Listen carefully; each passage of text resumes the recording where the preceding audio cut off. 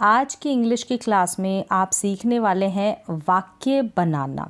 मतलब कि इंग्लिश का जब कोई सेंटेंस बनाते हैं आप, उस सेंटेंस को बनाने के लिए आपको 4 चीज़ें समझनी होगी। कौन सी 4 चीज़ें हैं, किस तरीके से हम एक सेंटेंस को बनाते समय उनको अप्लाई करते हैं, मतलब उनके बारे में आपको क्या इन्फॉर्मेशन होनी चाहिए, क्या जानकारी होनी चाहिए, जो कुछ भी आपको पता होना चाहिए वो मैं यहाँ पर आपको बताऊँगी। इसके थ्रू आप इजीली जो एक सेंटेंस होता है उसको प्रॉपर वे में, यानी कि बिना कोई गलती किए बना सके, और आपको समझ में भी आ जाएगा कि एक सेंटेंस में जो भी सेंटेंस में जो वर्ड्स दे रखे हैं ना, उनका क्या सेंस है, क्या मीन है। तो चलिए स्टार्ट करते हैं। तो उसके लिए बहुत ज़रूरी है कि आपको ये 4 चीज़ें आए। कौन सी है वो 4 चीज़ें? सबसे पहले है सब्जेक्ट। क्या है सब्जेक्ट? हिंदी में इसको हम बोलते हैं कर्ता। डिटेल में हम जानेंगे अभी इसके बाद। Helping verb. हेल्पिंग वर्ब इसको हम हिंदी में बोलेंगे सहायक क्रिया। कौन सी होती है सहायक क्रिया, कैसे इस्तेमाल की जाती है, ये भी हम सीखेंगे। फिर होता है तीसरे नंबर पर मेन वर्ब। मेन वर्ब का मतलब है मुख्य क्रिया। मुख्य क्रिया को हम मेन वर्ब बोलते हैं इंग्लिश में। कौन सी होती है वो सीखेंगे। फिर है ऑब्जेक्ट, मतलब कि विषय वस्तु। क्या है ये विषय वस्तु, क्या है ऑब्जेक्ट, ये आप डिटेल में अभी समझेंगे। तो इन 4 चीज़ों के बारे में जब आपको जानकारी हो जाए, ये 4 बातें यहाँ पर जो मैंने बताई है, मतलब क्या है सब्जेक्ट, क्या है हेल्पिंग वर्ब, क्या है मेन वर्ब और क्या है ऑब्जेक्ट, इनके बारे में अगर आप बिगिनर हैं तो आपको पता होना ही होना चाहिए। तभी आप एक प्रॉपर तरीके से, अच्छी तरीके से एक प्रॉपर सेंटेंस बना पाएंगे, मतलब बिना किसी गलती के, बिना किसी ग्रामर की मिस्टेक के।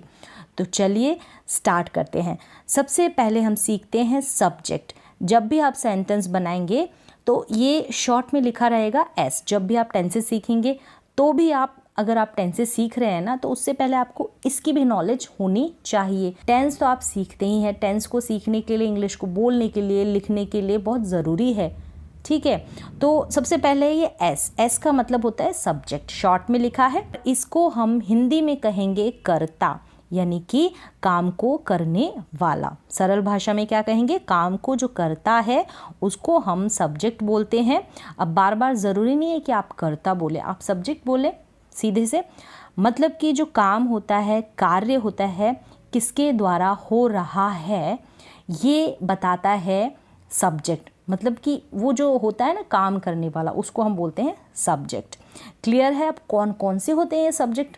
बहुत सारे होते हैं, लेकिन मुख्य जो सब्जेक्ट होते हैं, मेन जो सब्जेक्ट होते हैं, इनकी जानकारी आप पहले लें। जैसे कि ही, शी, इट, वी, यू, दे, ये जो होते हैं मेन सब्जेक्ट होते हैं। मतलब बहुत से बेसिक जब सेंटेंस बनाएंगे, आप शुरुआत करेंगे सेंटेंसेस को बनाने की, तो इनकी आपको जानकारी, इनकी इन्फॉर्मेशन आपको होनी चाहिए।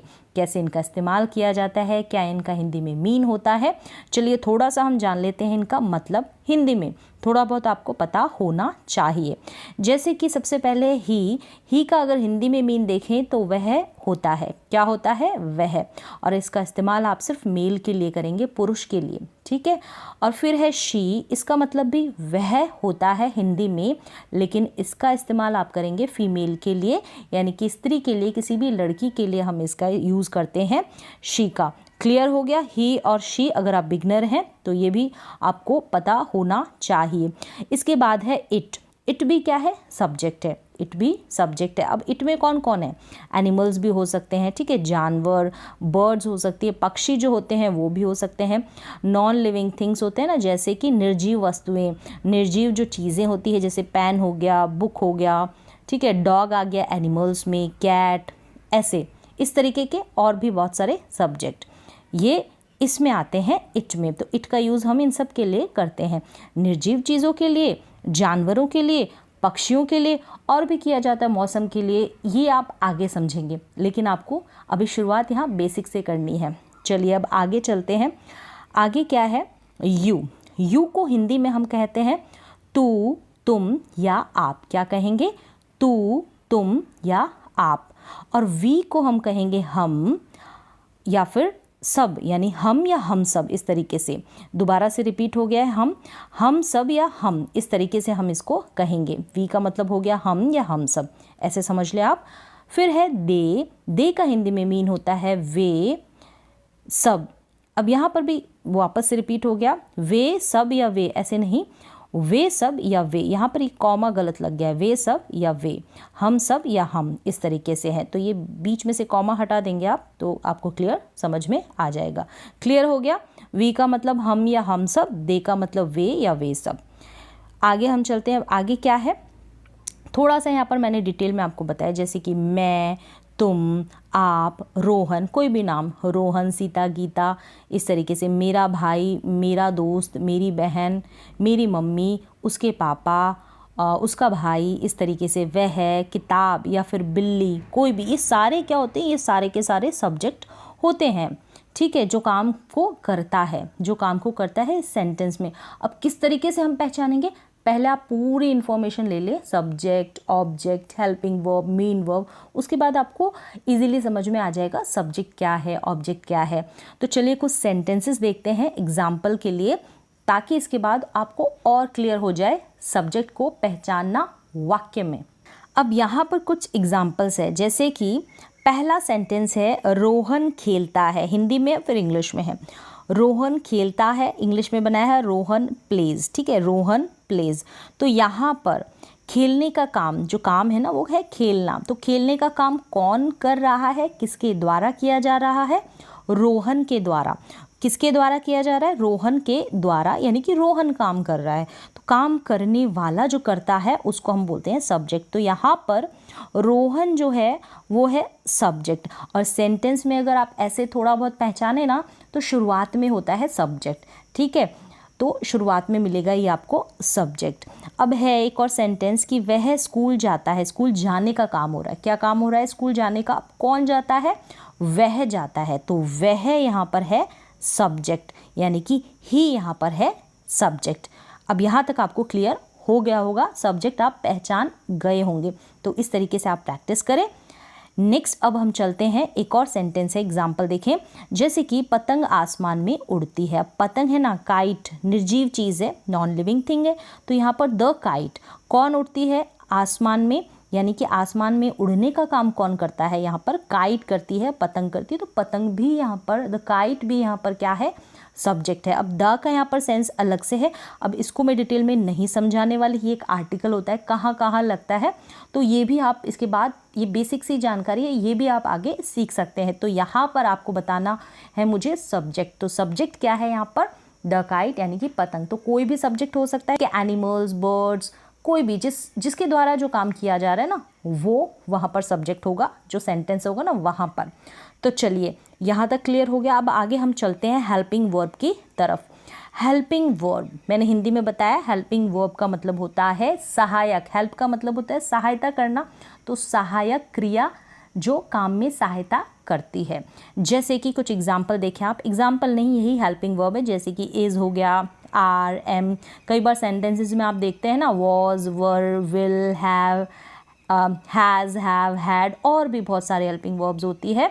ठीक है, तो ये सब क्या होती है, हेल्पिंग वर्ब होती है, सहायक क्रिया होती है। बहुत ही मेन और मुख्य रोल होता है इनका एक सेंटेंस को बनाने में। तो इनकी नॉलेज भी आपको बहुत ज़रूरी है, मतलब होनी चाहिए आपको, जब आप इंग्लिश को समझना चाहें, इंग्लिश को बोलना चाहें, इंग्लिश को पढ़ना चाहें, करेक्ट वे में लिखना चाहें। तो ये सारी आपको बेसिक नॉलेज होनी चाहिए। अब क्या है ये हेल्पिंग वर्ब, मतलब कि कार्य किस समय हो रहा है, जैसे कि इससे हमको समय का पता चलता है। ये जो हेल्पिंग वर्ब है ना, इज, आर, एम, वॉज, वर, इनसे क्या पता चलता है हमको, विल, इनसे हमें पता चलता है समय का, कि जो काम हो रहा है वो कौन से समय में हो रहा है, अभी हो रहा है, इस वक्त हो रहा है, कल हुआ था, या आने वाले कल में होगा। तो ये हेल्पिंग वर्ब को पहचान कर, मतलब हेल्पिंग वर्ब को हम देखकर पहचानते हैं कि ये जो काम है कौन से समय में घटित हो रहा है। क्लियर हो गया। तो ये आपको, इसके लिए क्या करना, आपको प्रेजेंट, पास्ट और फ्यूचर टेंस आनी चाहिए।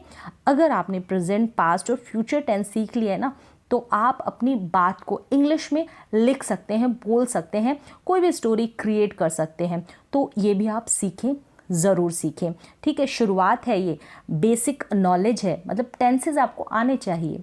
टेंसेस से आप शुरुआत करें इंग्लिश को पढ़ने की, इंग्लिश को बोलने की, इंग्लिश को लिखने के लिए इनकी जानकारी, इनकी नॉलेज आपको होनी चाहिए, मस्ट है, ये तो आपको आना ही आना चाहिए। चलिए अब कुछ सेंटेंसेस देख लेते हैं। जैसे कि सेंटेंस दिया है यहाँ, वह गरीब है, वह गरीब है यहाँ पर। ठीक है, अब इसकी इंग्लिश क्या होगी, ही इज़ पुअर, वह गरीब है, ही इज़ पुअर। अब यहाँ पर इस जो है ना सब्जेक्ट के तुरंत बाद आती है इंग्लिश के वाक्य में। अगर हिंदी में देखेंगे तो एंड से शुरू होगा, जो हिंदी का डायरेक्शन होगा मतलब इस तरीके से चलेगा। आप देखिए ये मैंने एरो बनाया इस तरीके से, और इंग्लिश का इस तरीके से चलेगा, ऐसे चलेगा, सब्जेक्ट फिर वर्ब फिर हेल्पिंग वर्ब, जो भी है, पहले हेल्पिंग वर्ब आएगी, फिर मेन वर्ब आएगी, फिर ऑब्जेक्ट आएगा, इस तरीके से आता है। तो ये आप जब समझेंगे ना आगे, वो आप बाद में सीखें, पहले आप इतनी नॉलेज लें अगर बिगनर है तो। क्लियर है, यहाँ पर इज़ आ गया, हेल्पिंग वर्ब। अब इसका कब इस्तेमाल होता है, क्यों इस्तेमाल होता है, तो इसके लिए आपको टेंसेस पढ़ने पड़ेंगे। हम खेल रहे हैं, ठीक है, हम क्या कर रहे हैं, हम रहे हैं, रहा है, रही है, ये टेंसेस की जब आपको नॉलेज होगी ना तो आप इस सेंटेंसेस को इजीली बना पाएंगे। कंटिन्यूटी को बता रहे हैं, ठीक है। वी आर प्लेइंग, तो यहाँ पर आर जो है ना ये है हेल्पिंग वर्ब। ये क्या है, हेल्पिंग वर्ब। इस सेंटेंस को बनाने में सहायता कर रही है मेन वर्ब की। चलिए अभी तो सिर्फ मैंने आपको यहाँ पर बताया हेल्पिंग वर्ब को पहचानना। फिर है हम खाना खा चुके हैं, हम क्या कर चुके हैं, हम खाना खा चुके हैं। तो यहाँ पर बताया जा रहा है we have eaten, we have eaten या फिर वी हैव ईटन फूड, इस तरीके से भी आप बना सकते हैं। वी हैव ईटन फूड, आप चाहे तो फूड यानी खाने को भी मेंशन यहाँ पर कर दें, और खाना खा लेना तो यहाँ पर ईटन है, खाना खा चुका होना, ये सेंस दे रहा है। क्लियर हो गया होगा। अब क्या है यहाँ पर, जैसे कि ये समय को बता रहे हैं, मैंने बताया अभी यहाँ पर हेल्पिंग वर्ब क्या करती है, कार्य किस समय में हो रहा है ये बताया जाता है। इनके थ्रू हम पहचानते हैं कार्य। जैसे कि वह गरीब है, यानी अभी प्रेजेंट में, अभी प्रेजेंट टाइम में वो कैसा है, वो गरीब है, उसकी अवस्था कैसी है, वो गरीब है। जो भी यहाँ पर ही है ना, किसी के बारे में हम बता रहे होंगे। हम खेल रहे हैं, अभी हम क्या कर रहे हैं, अभी प्रेजेंट टाइम में हम काम, जो मतलब खेलने का काम कर रहे हैं, कंटिन्यू है, तो ये कंटिन्यूटी को बता रहा है, ये टेंस से रिलेटेड है। हम खाना खा चुके हैं, मतलब हमारा जो खाना खाने का प्रोसेस है, क्रिया है, काम है, वो पूर्ण हो चुका है, कंप्लीट हो चुका है। तो ये कौन सा टेंस है, परफेक्ट टेंस में आता है। अब कौन सा है, प्रेजेंट है, पास्ट है, ये वैसे प्रेजेंट है। तो ये जब आप टेंसेस पढ़ेंगे तब आपको समझ में आ जाएगा, या फिर आपको ऑलरेडी आता है तो आप समझ गए होंगे। तो क्लियर है, यहाँ पर मैंने बताया हेल्पिंग वर्ब के बारे में। नेक्स्ट हम चलते हैं मेन वर्ब की तरफ। क्या है मेन वर्ब, मेन वर्ब, ये एम लिखा है, इसका मतलब मेन, और ये है वर्ब मतलब मुख्य क्रिया। मेन का मतलब हो गया मुख्य और वर्ब का मतलब हो गया क्रिया। वाक्य में होने वाली कोई भी क्रिया, जो भी काम होता है ना, काम जो भी होता है उसको हम मेन वर्ब कहते हैं। हेल्पिंग वर्ब आपको समझ में आ गई, इस मेन वर्ब के साथ में लगती है हेल्पिंग वर्ब, ठीक है। अब तो यहाँ पर जो भी काम है ना उसको हम, यानी काम को, एक्शन को, क्रिया को हम क्या कहते हैं, मेन वर्ब, या फिर आप वर्ब भी कह देंगे ना, ओनली क्रिया, सिर्फ हिंदी में क्रिया, तो उसका मतलब भी क्या हो गया, मेन वर्ब। तो क्लियर है। अब कौन सी होती है ये मेन वर्ब, जैसे कि खेलना, पढ़ना, लिखना, दौड़ना, बोलना, धोना, यानी एंडिंग जो हो रही है ना से हो रही है, तो ना से एंडिंग होती है, वो सारी वर्ब होती है, क्रिया होती है। ऐसे आप बनाएं और भी आप पढ़ने की कोशिश करें, पढ़ें, और भी जो क्रियाएं हैं, वर्ब है, उनके पार्ट्स भी देखें, यानी कि वर्ब की फर्स्ट फॉर्म देखें, वर्ब की second form, third form, fourth form, fifth form कैसे लिखी जाती है, कैसे बनाई जाती है, और उनको याद करें। इंग्लिश में हो गया play, read, right, run, speak, wash, action words होते हैं ना, वही सारी वर्ब्स होती है जहाँ पर क्रिया की जाती है, जहाँ पर काम किया जाता है। तो यहाँ तक आपको क्लियर हो गया होगा कि मेन वर्ब कौन सी होती है। अब यहाँ पर हम आगे देखते हैं, सेंटेंस में एग्जाम्पल देखते हैं सेंटेंसेस के, वाक्य के, उसमें देखते हैं मेन वर्ब किस तरीके से यूज़ की गई है। यहाँ पर 2 एग्जाम्पल दिए मैंने, जैसे कि रोहन क्रिकेट खेलता है। अब सब्जेक्ट यहाँ पर रोहन होगा, कर्ता मतलब रोहन होगा। अब रोहन क्या कर रहा है, मतलब रोहन के द्वारा कौन सा एक्शन परफॉर्म किया जा रहा है, कौन सा काम किया जा रहा है, वही क्या है यहाँ पर मेन वर्ब है, मुख्य क्रिया है। तो रोहन प्लेज, तो यहाँ पर ये जो है ना प्लेज यानी प्ले करना, खेलना, ये क्या है मेन वर्ब है यानी कि मुख्य क्रिया है, ये वर्ब है, इस तरीके से भी आप कह सकते हैं। तो रोहन के द्वारा खेलने का काम किया जा रहा है, तो ये है खेलने का काम किया जा रहा है ना, कौन सा काम, खेलने का, तो वो ये जो प्ले है ना ये यहाँ पर हो गई मेन वर्ब यानी कि मुख्य क्रिया। अगर आप देखेंगे मैंने आपको डायरेक्शन बताया, इंग्लिश का जो सेंटेंस होगा ना तो सबसे पहले सब्जेक्ट, फिर वर्ब आएगी, मतलब फिर हेल्पिंग वर्ब, फिर मेन वर्ब, इस तरीके से। तो ये डायरेक्शन चलेगा, जैसे मैंने एरो बनाया ना इस तरीके से चलेगा डायरेक्शन।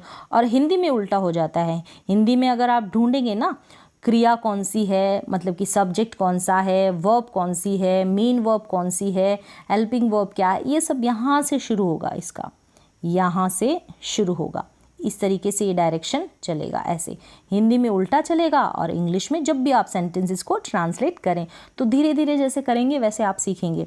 नेक्स्ट जो सेंटेंस है वो देखें, वह बाजार जाता है, ठीक है, जाता है एंड में हो जाएगी हिंदी में तो, ठीक है। अगर आप मेन वर्ब को देखेंगे जाता है, ये दोनों, ठीक है, जाता है। तो अब यहाँ पर क्या है, वह यानी कि ही यहाँ पर क्या है, सब्जेक्ट है। अब सब्जेक्ट के द्वारा क्या काम किया जा रहा है, बाजार जाने का, जा रहा है ना, कौन सा एक्शन परफॉर्म हो रहा है, एक्शन होना चाहिए, क्रिया होनी चाहिए, काम होनी चाहिए। बाजार में कोई एक्शन या फिर काम नहीं हो रहा है, जाने में हो रहा है, जा रहा है तो उसको पाँव से चलकर जाना पड़ रहा है ना, तो एक्शन है। तो जाना यहाँ पर क्या है, वर्ब है, मेन वर्ब है। तो ही यहाँ पर सब्जेक्ट हो गया, गोज यहाँ पर मेन वर्ब हो गई है। क्लियर हो गया। तो इस तरीके से आप जो है मेन वर्ब को भी पहचान सकते हैं, ठीक है, यानी कि जो सब्जेक्ट के द्वारा कौन सा काम किया जा रहा है वही होती है मेन वर्ब। तो और इसी तरीके से आप सेंटेंसेस, बेसिक सेंटेंसेस ले और इनको पहचानें। आगे हम चलते हैं ऑब्जेक्ट की तरफ। किसकी तरफ, ऑब्जेक्ट की तरफ। कौन सा होता है ऑब्जेक्ट, कोई चीज़ या फिर वस्तु जिस पर सब्जेक्ट काम करता है। कोई भी चीज़, कोई भी वस्तु हो सकती है जिस पर सब्जेक्ट काम करता है, जैसे कि एग्जांपल है टेबल है, बुक है, मोबाइल है, चेयर है, इस तरीके से और भी हो सकते हैं। हम इसको समझेंगे सेंटेंसेस के थ्रू। मीन यहाँ पर समझ में आ गया। ऑब्जेक्ट का मतलब है जिस पर सब्जेक्ट काम करता है, क्या काम करता है, ठीक है, कौन सा एक्शन परफॉर्म करता है, वो तो हो गई वर्ब यानी कि मेन वर्ब, ठीक है। और अब किसके ऊपर वो काम कर रहा है, वो क्या है, वो क्या है, ऑब्जेक्ट है। जैसे कि राधा खाना पकाती है, ठीक है, राधा खाना पकाती है। राधा कौन काम कर रहा है, राधा काम कर रही है, तो ये क्या है, सब्जेक्ट है। राधा काम कर रही है। अब राधा क्या काम कर रही है, राधा कुक करने का यानी पकाने का काम कर रही है। पकाने का काम कर रही है ना, इंग्लिश में इसको कुक बोलते हैं। तो राधा कुक्स, तो यहाँ पर कुक्स जो है ये है मेन वर्ब। अब किसके ऊपर, यानी क्या पका रही है, क्या काम कर रही है, काम तो कर रही है लेकिन किस पर कर रही है, फूड पर, यानी खाना बनाने का काम कर रही है, खाना पकाने का काम कर रही है। तो फूड यहाँ पर क्या होगा, ऑब्जेक्ट होगा। और वैसे अगर मैं आपको बताऊँ तो डायरेक्शन मैंने बताया इस तरीके से डायरेक्शन चलेगा, जो एंड में होगा ना वो आपको ऑब्जेक्ट होगा। और हिंदी में आप देखेंगे सब्जेक्ट के बाद में हमको क्या मिल जाएगा, हमारा ऑब्जेक्ट मिल जाएगा। और एंड में यहाँ पर हिंदी के वाक्य में यहाँ पर एंड में क्या होती है, वर्ब यानी कि क्रिया आती है, इस तरीके से। तो राधा पकाने का काम कर रही है, क्या पकाने का काम कर रही है, खाना पकाने का। तो खाना यहाँ पर क्या हो गया, खाना यहाँ पर एक्शन किसके ऊपर किया जा रहा है, खाने के ऊपर। पका रही होगी ना, सब्जी काट रही होगी इस तरीके से, तो वो तो काटना ये सब तो एक्शन हो गया। लेकिन वो फूड है ना, जो भी वहाँ पर अवेलेबल है, जो भी वहाँ पर वेजिटेबल है, वो फूड, वो खाना यहाँ पर ऑब्जेक्ट है। अब एक और सेंटेंस देखिए, वह पत्र लिखता है। वह यानी कि काम कौन कर रहा है, ही, सब्जेक्ट। और क्या काम कर रहा है, लिखने का, लिखता है ना, तो उसको हाथ तो चलाने पड़ेंगे, एक्शन हो रहा है ये। तो ये क्या है, राइट, यहाँ पर लिखना। अब किसके ऊपर जो है एक्शन परफॉर्म कर रहा है, किसके ऊपर काम कर रहा है, ये लेटर, मतलब लेटर जो है वो पत्र लिख रहा है, तो लेटर यहाँ पर ऑब्जेक्ट है। लिखने का काम लेटर के ऊपर किया जा रहा है, ठीक है। और पकाने का काम, जो फूड है ना, वहाँ पर जो भी फूड पड़ा है उनके ऊपर किया जा रहा है, तो फूड हो गया, लेटर हो गया, ये ऑब्जेक्ट है। तो इस तरीके से आप समझने की कोशिश करें। नेक्स्ट देखें एक और एग्जाम्पल, वे गाना गाते हैं। वे यानी कि दे, कौन गाना गा रहा है यहाँ पर, वे गाना गा रहे हैं ना, दे। तो दे यहाँ पर सब्जेक्ट हो गया। दे क्या कर रहे हैं, गाना गा रहे हैं। तो गाने का सिंग करना, यहाँ पर मुंह से गा रहे हैं ना, तो एक्शन परफॉर्म हो रहा है। और जो भी गाना है ना, जो भी मतलब बोल है गाने के, वो सॉन्ग है, तो ऑब्जेक्ट है वो, ठीक है, वो ऑब्जेक्ट है। सॉन्ग हो सकता है कोई भी, और जो सॉन्ग गा रहा है वो सिंग है। क्लियर हो रहा होगा आपको। चलो यहाँ तक आपको क्लियर हो गया क्या सब्जेक्ट होता है, क्या हेल्पिंग वर्ब होती है, क्या मेन वर्ब होता है, और क्या ऑब्जेक्ट होता है। तो इन्हीं के ऊपर आप कोई भी अंग्रेजी का वाक्य बना सकते हैं। इनकी जानकारी आपको होनी चाहिए। तो थोड़े बहुत आप टेंसेस भी पढ़ लें, मतलब थोड़े बहुत क्या आपको टेंसेस आने चाहिए। बिल्कुल बेसिक क्लास है, समझें और सीखें। तो आज की क्लास में बस इतना ही। मिलते हैं एक और नए एजुकेशनल क्लास के साथ। तब तक के लिए थैंक यू सो मच।